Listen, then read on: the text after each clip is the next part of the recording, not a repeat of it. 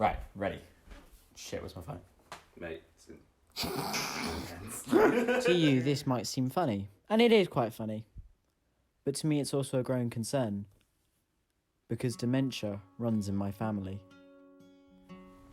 Yep. Because I can't get my clapperboard out. It sounds rolling. Oh, can you clap? After learning that dementia is actually hereditary, I wanted to speak to my mum, whose nan, my great-nan, suffered from dementia. I don't remember much of her, only her screams when she lost her voice. This is the new Baby Yoda. So what was Nan like, obviously, before the dementia, you know, like, what was she like, kind of? She was always really good fun, actually. She would always make time for me. I spent a lot of time with Nan and Grandad. Used to go over there every Friday night, stay with them all day Saturday, and then go home after tea on Saturday. And she was always played games and just like grandparents do. Yeah. And like, so why would you kind of go over to hers on a Friday? Because I got spoilt. Grandparents always spend more time with the grandkids, don't they? Because they make the effort. That is true. And what year was she? Okay, I'll ask first. What were the first signs of Nan's kind of deterioration? Well, at first it was just doing silly things. So she would just forget little things like where she'd put stuff, where her handbag was, and she'd start rummaging through all different handbags trying to find things. So at first we just put it down to her just being silly. And then it just got worse and worse. I think your granddad probably noticed more, obviously, living with her. She'd get up in the night and just do silly things, and I think one of the turning points was she'd keep saying, "Where's the baby? Where's the baby?" And there obviously was no baby. No. So yeah, when she started getting really bad, she would start getting violent with your great granddad as well, which was devastating for him because they'd been married 59 years. So it was a long time for him to kind of start losing his wife. Yeah, I know. But she kind of took a real decline quite quickly. So she had vascular dementia. So it's a series of like mini strokes, and you don't even realise that they're having the strokes half the time. Like she would just have one and literally be sitting there and you wouldn't even know. So that was obviously just damaging the brain. So when she did get worse and worse, it just broke Grandad Len's heart.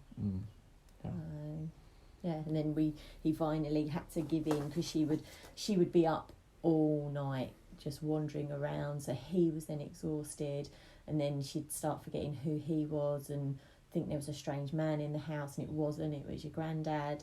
And then she would start lashing out at him because she was so frustrated. So she would communicate, but then she wouldn't know who she was really talking to some of the time. And I think one of the things that always gets me is I remember your granddad saying to me that he sat there and he said to her, you don't know who I am, do you? And she turned around to him and she said, sorry, it gets me every time. She turned around to him and she said, no, but I know I love you. Yes. Oh God, sorry, that get me. Do you want some tissues? Oh, right. Are you sure? Yeah, so she knew that she loved him, but she didn't know who he was. Yeah.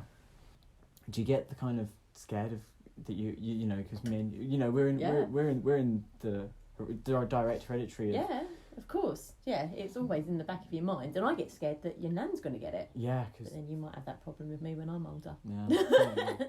After speaking to my mum, I wanted to speak to someone else with a similar situation. So I decided to speak to Bev.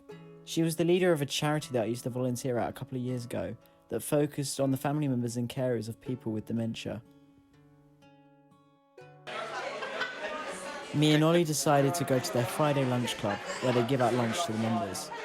It's a nice place for the people that have family members or are caring for someone with dementia to meet up and get a distraction. It helps me out a lot. Right, are you alright?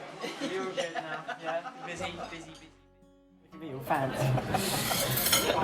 You was a little child not that long ago. No, I was. Everyone's saying I've grown. I'm like, oh, it's the hair. But kind of with the signs of your dad, if I may ask, like what kind of led you to kind of be like, that's not... Yeah, that's not normal. Yeah. The first sign for me was when I went to the cupboard to get something out over at their house, kitchen cupboard, and all these little sandwich bags fell out. And I said to Dad, well, why have you got all these sandwich bags? And he said, for my sandwiches. I said, what sandwiches? And he said, for work. And things would happen. He'd go into town and he'd always get a newspaper from my mum every day. So he would go into town, he'd go get off the bus at County Mail, he'd go into Smith's, he'd pick up a newspaper, and then he would go through the Memorial Gardens, go to Sainsbury's, pick up a bit of shopping, whatever, and work his way back.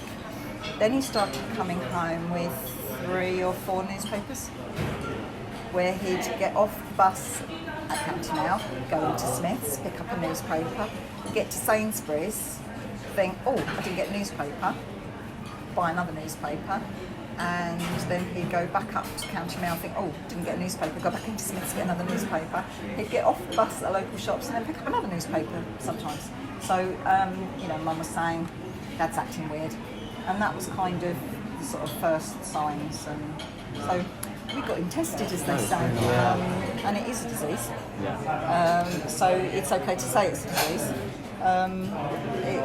It is devastating. Because you do, you hear people say, oh, you lose the person before they're gone. And actually, yes, you do.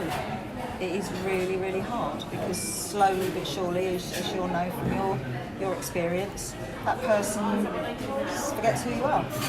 Yeah. I'd go and see my dad in the care home, and I'd walk in and I'd say, "Hi, Dad, all right?" And he'd say, "Who are you calling Dad? I'm not your dad." Yeah. And then I say, "Oh, sorry, Dennis, I forgot. I'm getting mummed up. Would you like a cup of tea?" And I'd go and make him a cup of tea, and I'd bring it back, and I'd say, "There's your tea, Dennis." And he'd say, "Who are you calling Dennis, cheeky? I'm your dad."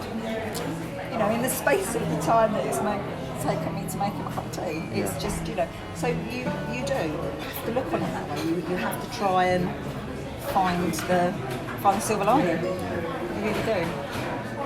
Yeah, it is. Always easy. No, it's never. Or you do something totally mad, like start a club. Yeah, I wonder who would do that. Eh? I don't know anyone who would do that. Just. Do you? Yeah. No.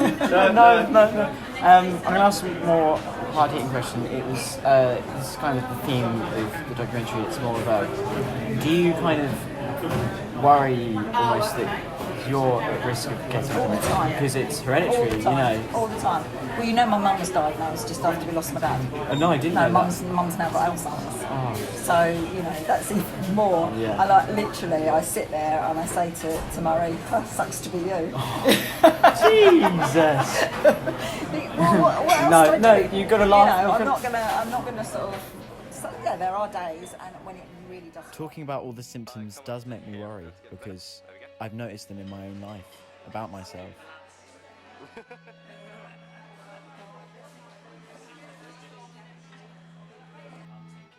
But talking to people with such love and hope and kindness puts the fear of losing my mind in the back of my head.